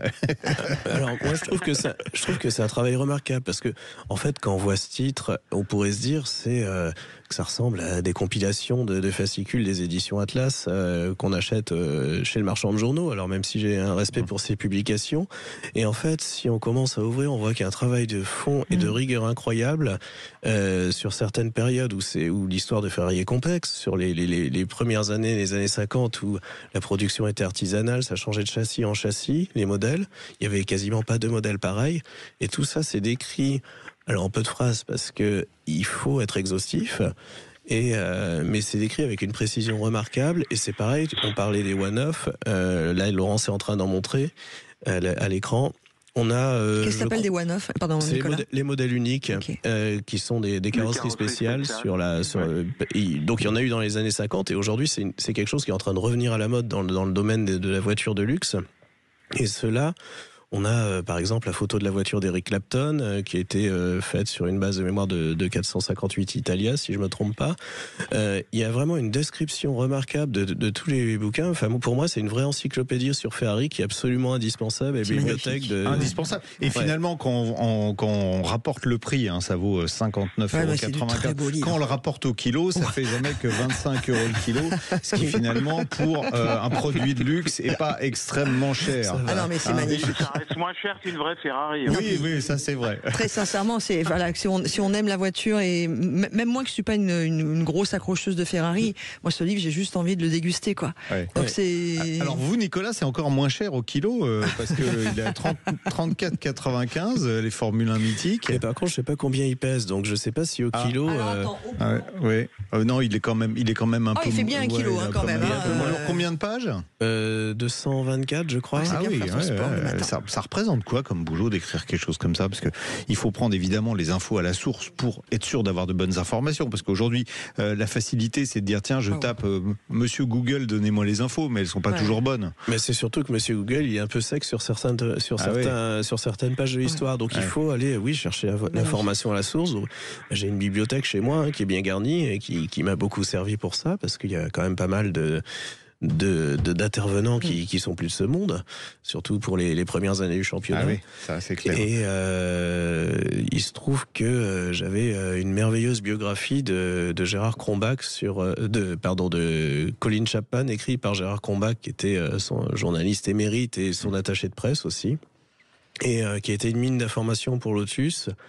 Et heureusement que j'avais ça, parce que Lotus, si on regarde bien, c'est la marque qui a le plus de voitures dans ce livre, parce que c'est tout simplement la marque qui a apporté le plus d'innovation avec les voitures à turbine. C'est eux qui ont inventé l'effet de sol. Alors, on pourrait l'écouter des heures et des heures, Nicolas. Vous revenez en 2025, on va devoir couper là, parce qu'on est très en retard. Mais Sylvain, parce que là, une fois que J'en profite que Nicolas soit là pour le féliciter, parce que effectivement, quand on parle de Formule 1, on parle essentiellement des pilotes et des écuries, mais on parle jamais ou quasiment jamais des voitures et des monoplaces. Or, sans une bonne voiture, bah oui, y a un pas de pilote champion. ne peut pas gagner. C'est clair. Et c'est jamais assez mis en valeur. Donc, Messieurs, bravo à Nicolas. Bon, une bonne animatrice qui tient la montre, il n'y a plus d'émission de radio. Sylvain, mon petit doigt m'a dit que vous alliez faire un truc qui pèsera plus de 2,2 kg bientôt. Alors oui, alors je vous donne le scoop. La pâté croûte. Non, rapidement, mon Sylvain, s'il vous plaît, rapidement maintenant. Alors en fait, ce que Serge a fait pour Ferrari, on va le faire pour Porsche, voilà, tout simplement. Bon, super. On en reparlera, Sylvain. Je suis désolé. Rendez-vous 2026. Ah bah, avec plaisir. Je suis désolé, mais là, c'est plus possible. Nicolas, Sylvain, bonne fête de fin d'année. Nous, on se retrouve juste après la pause, puisque l'on va parler de cadeaux dans quelques instants. C'est fini. Et dans notre rendez-vous Classic Car aujourd'hui, c'est un rendez-vous pratico-pratique pour bien protéger, entre autres, sa voiture. Mais pour l'heure, vous savez, on en parle depuis 10 heures en fait. Début d'émission, on vous a dit il y aura des coffrets mystères. Et ben voilà. Des box mystères, c'est le vrai nom, voilà. Ok, d'accord. Des box mystères. Pour gagner ces box mystères, et alors attention, parce que GS27, ils sont hyper généreux. On en a 3 à vous faire gagner. Donc on va faire simple. Un numéro de téléphone 0826 300 300. Vous êtes les 3 premiers à appeler le 0826 300 300, à dire bonjour Najette, je suis un tel, je vais bien, tout ça. C'est vous qui gagnez les box mystères. Mais qu'y a-t-il dans les box mystères offerts par GS27? On va tenter de tirer les verres du nez de Florian Douady, qui est directeur de la communication de GS27. Bonjour Florian. Bonjour Laurence, bonjour Jean-Luc. Bonjour. On a déjà dans notre épisode précédent, je vais y arriver, vu l'intérêt de laver son véhicule avant l'hiver. Bon, l'hiver c'est aujourd'hui. Oui. Alors l'hiver calendaire. Maintenant, on va voir comment l'hiver météorologique a déjà commencé. Comment protéger sa carrosserie pendant l'hiver. Il y a beaucoup de produits. Alors il y a des produits de lustrage, des cires, puis il y a des produits tout nouveaux qui sont arrivés sur le marché, qui s'appellent céramique, pour alors pas seulement donner du brillant, mais vraiment protéger la carrosserie. La question céramique, il y a vraiment de la céramique comme mes assiettes dedans? Eh ben oui, en gros, c'est un peu le principe de... je vais vous faire une analogie sur le revêtement des poêles. Le revêtement anti-adhésif des poêles, historiquement, on avait du téflon. Le téflon a des particularités justement pour éviter l'adhérence des aliments. Ce matériau-là, qui a été interdit depuis 2020, a vu donc des évolutions. Donc on parle de titane, on parle de revêtement céramique. C'est un peu la même chose. Ce qu'on va chercher à avoir sur la carrosserie, c'est vraiment cette protection, cette barrière anti-adhérente du film routier, des agressions extérieures, du sel, etc., qu'on va chercher à apporter sur la carrosserie justement pour la protéger au mieux, et notamment l'hiver où elle est fortement agressée. D'accord. C'est réellement efficace contre la pluie, le sel, la neige. Alors le sel, parce que c'est vrai qu'on a tendance à saler les routes l'hiver. C'est vraiment efficace contre tout ça. Ça fait une vraie barrière. Alors ça fait une vraie barrière. Alors après, nous dans notre gamme, on a différents produits qui vont être dosés de différentes manières en fonction déjà en fonction du prix qu'on souhaite mettre dans son produit. Et puis du temps qu'on souhaite y passer. C'est-à-dire qu'on va, nous, dans notre gamme, dissocier 3 grands types de produits. En gros, des produits qu'on va appeler des sprays rapides, donc qui vont être très faciles à appliquer, mais qui vont déposer, entre guillemets, une couche assez fine justement de céramique. Je pense par exemple à la cire express céramique dans notre gamme GS27. Oui, alors on va rester dessus. Ça se pulvérise, c'est ça, avec un cheat là, et puis on essuie et c'est fait. Alors on pulvérise plutôt dans la microfibre. Encore une fois, on va toujours favoriser ce mode de fonctionnement. Donc voiture bien évidemment sèche, on pulvérise dans la microfibre. On passe sur l'ensemble des éléments. Alors l'avantage de la cire express, c'est qu'elle va pouvoir se mettre sur les vitres, les caoutchoucs, les plastiques, qui ne va pas forcément être le cas, notamment de nos crèmes de lustrage qui vont moyennement aimer les caoutchoucs et les plastiques. D'accord, donc alors ça c'est le truc simple si je veux pas m'embêter trop longtemps. Voilà. Après, si on veut faire une protection plus durable et apporter du brillant, parce que ça peut apporter du brillant en même temps. Alors, la céramique va plutôt apporter un côté d'éperlant et de protection. D'accord. Et si je reprends par exemple l'exemple de la crème de lustrage, donc notre lustreur titanium céramique, qui est vraiment le produit emblématique de la marque et qui va apporter cette brillance et cette protection de manière très durable. Je reprends l'exemple de la cire express céramique, c'est globalement 3-4 lavages. Donc vous voyez, c'est quelque chose que vous allez passer peut-être une fois par mois ou même une fois toutes les 3 semaines. Le lustreur titanium céramique, lui, va apporter 6 mois de brillance et de protection sur le véhicule. C'est un produit qui va être plus cher, qui va demander plus de temps pour l'application, mais par contre qui va être plus fortement concentré en céramique et qui va vraiment créer une vraie barrière pour lutter contre ces agressions. Et à côté de ça, on a d'autres technologies qui sont intégrées dans le lustreur pour justement apporter de la brillance. On va parler notamment de cire plutôt naturelle comme la Carnauba, ou alors après des polymères qui sont plutôt des cires synthétiques qui vont apporter ce côté brillant. Ouais, voilà. La Carnauba, c'est très étonnant parce que ça vaut un bras en fait, la Carnauba, donc il ne devrait pas y en avoir beaucoup. La quoi la cire de Carnauba. Voilà, c'est bien de faire tout en. Ouais. C'était une blague que je faisais pendant des années. J'ai peur. Non. J'ai très quand peur. on me demandait tu veux quoi comme cadeau de Noël, je disais un pot de cire, alors de pur. Un pot de cire de Carnauba pur, un petit pot de la taille ce que vous avez les produits de beauté là, petite boîte de conserve, comme un petit pot de crème de fille, de 50 millilitres. Ouais, c'est ça, c'est 50. Un peu plus. Bon, allez, 100. Ça vaut 1200, 1300. Ah non, mais c'est du caviar, ton. Non. C'est hyper cher. Ah oui, c'est hyper cher, mais ça donne vraiment du brillant. Donc, on arrive en fait, dans vos produits, on arrive à avoir les deux en même temps, à la fois la protection et à la fois le brillant. C'est le mélange de ces différents composants, différentes technologies qui fait qu'on arrive à avoir un produit en fait 3 en 1 qui va faire briller, qui va protéger, qui va lutter vraiment contre les agressions. Ouais. Alors il y a même en fait différents traitements en fonction de la couleur de la voiture, parce que pour les voitures noires, c'est vrai que les voitures noires, c'est beaucoup plus compliqué à nettoyer et à faire briller en particulier. C'est ça, et en plus c'est beaucoup plus sensible aux micro-rayures, donc c'est des choses qui vont beaucoup plus se voir sur une voiture noire que sur une voiture grise ou sur une voiture blanche. Donc globalement, nous on a été malin, on a globalement pigmenté notre lustreur titanium céramique, donc en noir, pour en fait combler esthétiquement ces éventuelles imperfections qu'il pourrait y avoir sur la carrosserie. Alors c'est pas quelque chose qui va être durable dans le temps, mais quand on veut vraiment un effet miroir et un effet waouh, on va aller justement sur cette crème spécifique teintée noire pour les véhicules noirs. C'est un petit effet de magie entre guillemets sur la carrosserie. Oui, tous ces produits là, c'est les gammes de prix, parce que l'exemple que je donnais tout à l'heure était très extrême, mais ça coûte combien entre le flacon de base pour un traitement rapide et puis quelque chose plus en profondeur, ça va de combien? Globalement, si vous voulez quelque chose de rapide, la cire express céramique, on sera à 21,90. Et après, si vous voulez aller sur un traitement plus durable, comme le lustreur titanium céramique, on sera à 36,90. Vous voyez, l'écart n'est pas si important par rapport à la promesse. D'accord. Alors maintenant, question piège.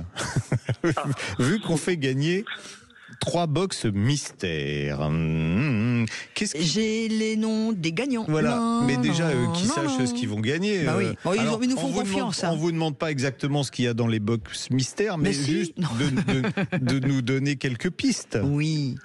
Je vais vous donner un des produits de la box mystère, puisqu'on vient d'en parler. On va bien évidemment intégrer un lustreur titanium céramique dedans, quitte à joindre l'utile à l'agréable, autant que les gens puissent le tester et se faire un avis sur ce produit-là. Voilà, mais j'en dis pas plus. Mais pourquoi? Parce que les box mystères, on peut les trouver. Il y a plusieurs produits. Ah oui, les box mystères, on peut les acheter sur votre site. Vous pouvez les trouver sur gs27.com. Voilà, d'accord. Alors on achète la box sans savoir ce qu'il y a dedans. C'est le principe, malheureusement. Mais là, vous connaissez déjà un produit. En même temps, quand on prend la box mystère, le prix doit être très intéressant par rapport aux produits qui sont dedans. C'est du produit GS27 et voilà. C'est pour tout ça pour notre voiture, en fait. Exactement, il y aura tous les produits pour bien prendre soin de sa carrosserie pour l'hiver, donc il y aura pas mal de surprises dedans, y compris ce fameux lustreur emblématique. En tout cas, merci d'avoir offert à nos auditeurs, à ceux qui écoutent On Parle Auto, 3 box mystères. Je vais donner les prénoms. Oui. Je vais donner les prénoms des gagnants. On a Marielle, qui a été l'une des plus rapides, qui habite à Pau. On a Jean-Luc, qui nous a appelé, lui, de Haute-Savoie. C'est pas toi. Non, tu n'auras pas ta cire de Carouba. Et on a Philippe, qui habite à Mystère. C'est la box mystère. Voilà, donc en tout cas, bravo à vous 3, bravo à Jean-Luc, Marielle et Philippe. Vous allez recevoir vos box mystères. On est d'accord, Florian, vous les envoyez directement. On vous envoie l'adresse de ces gagnants et puis hop, vous envoyez les box. On s'occupe de tout avant Noël. Super. Non, mais Félicitations aux 3 gagnants. Top. Nous, avec Jean-Luc, on a décidé de plus rien faire. Nous, on laisse faire les petits lutins du Père Noël maintenant. On vous embrasse. Merci Florian. Salut Florian. Merci à vous, très bonne fête à vous. Merci à vous. Allez, à suivre dans notre rendez-vous, eh bien, on va parler d'Anatomie d'un comeback. C'est sur Amazon Prime et c'est une série en 4 épisodes sur la renolution. Il paraît que c'est assez incroyable. On en parle avec Cédric Fréour qui est le coproducteur de la série. Il sera avec nous pour conclure ce rendez-vous.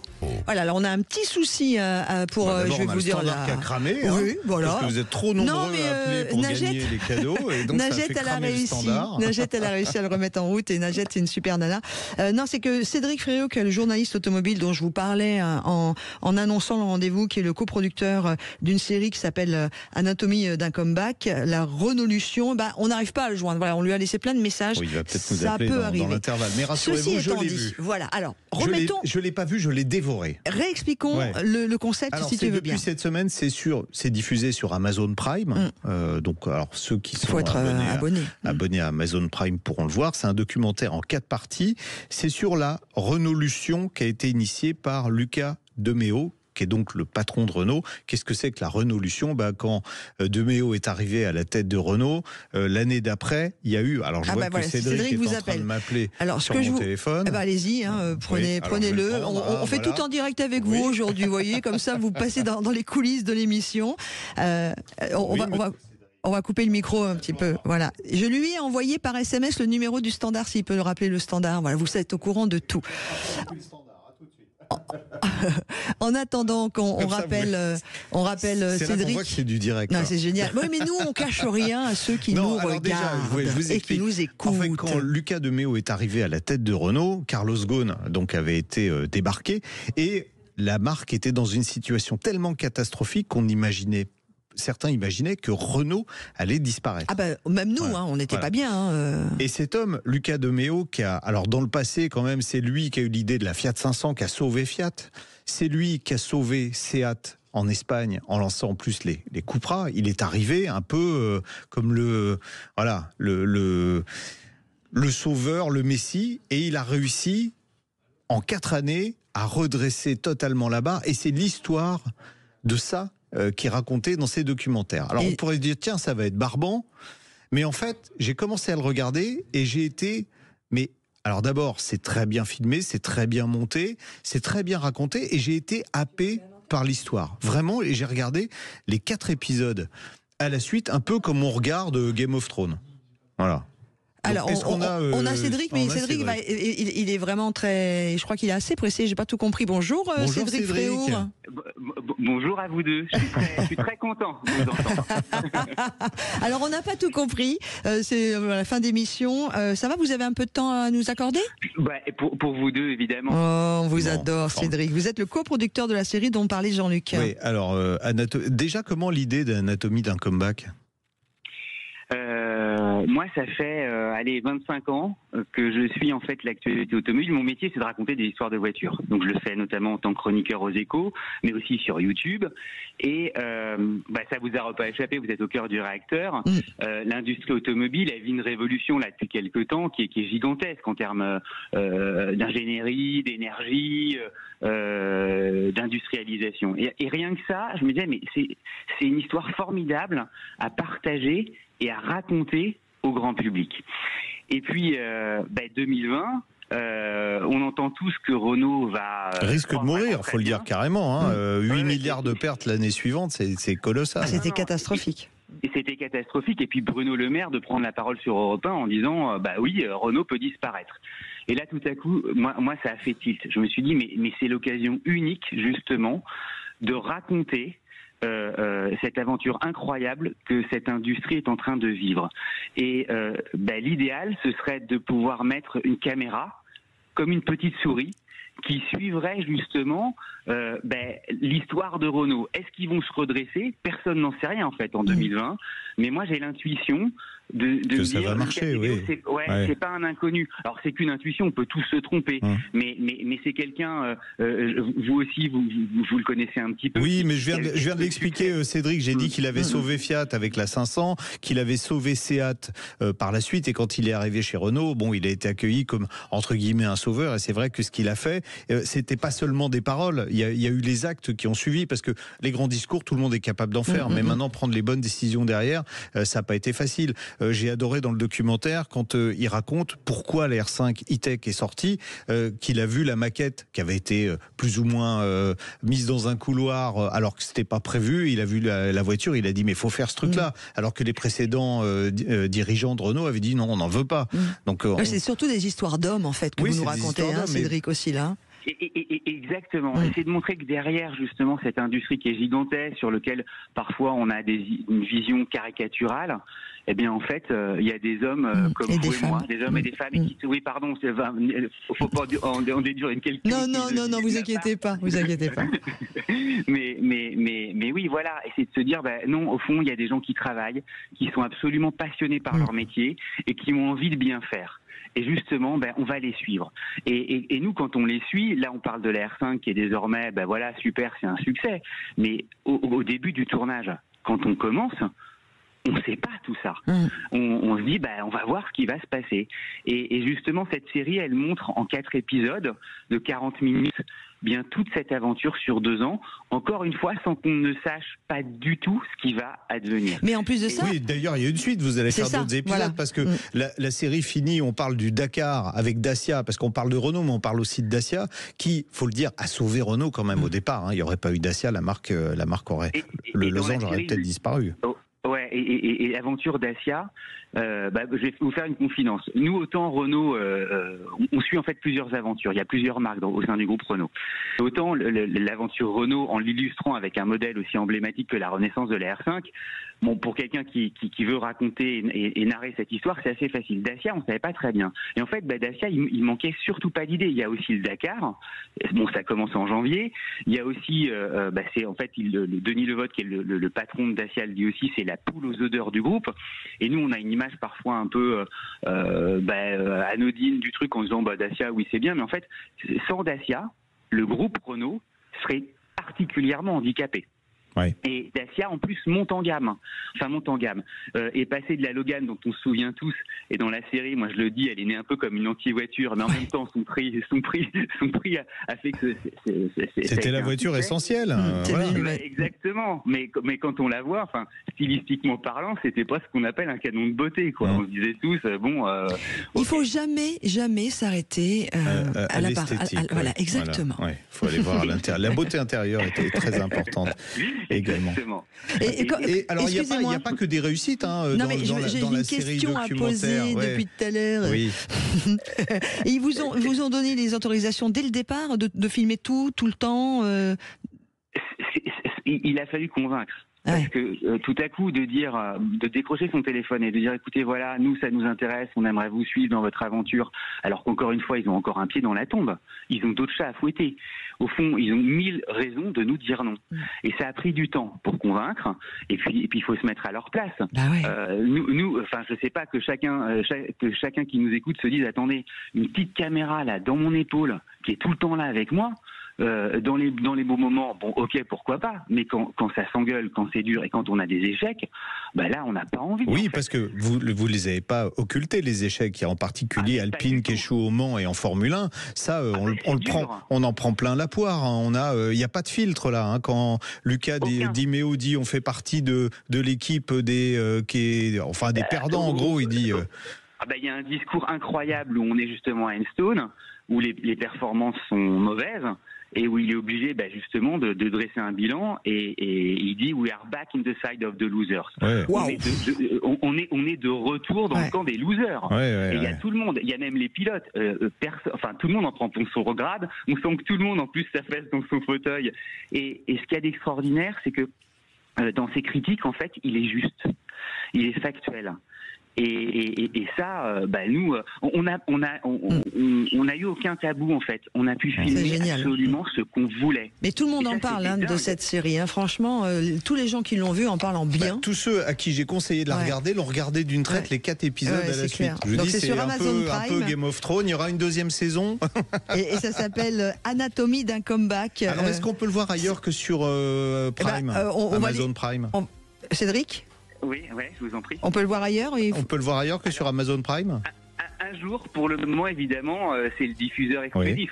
Voilà. Bon, d'accord. En tout cas, voilà, Amazon Prime, allez voir, regardez si vous ne l'avez pas Amazon, vous avez peut-être un copain qui a Amazon Prime et allez regarder cette série, surtout pour les amoureux de la filière automobile et de l'industrie française. Pas que, parce que c'est passionnant. Oui, mais même en n'étant pas passionné de l'industrie et tout. Merci beaucoup, Cédric Fréour. Il est parti. Merci Cédric. On vous embrasse et on vous souhaite un bon Noël. Moi aussi, joyeux Noël à tous. Merci beaucoup. Joyeux Noël, l'ami Jean-Luc. Merci beaucoup. Et joyeux Noël à vous tous. Joyeux Noël à Najette qui est au standard, à Anthony qui a réalisé cette émission. Quant à nous, on revient en direct samedi prochain. On sera de nouveau avec vous. Bon week-end avec Sud Radio. Sud Radio. Parlons vrai. Parlons vrai. Sud Radio. Parlons vrai.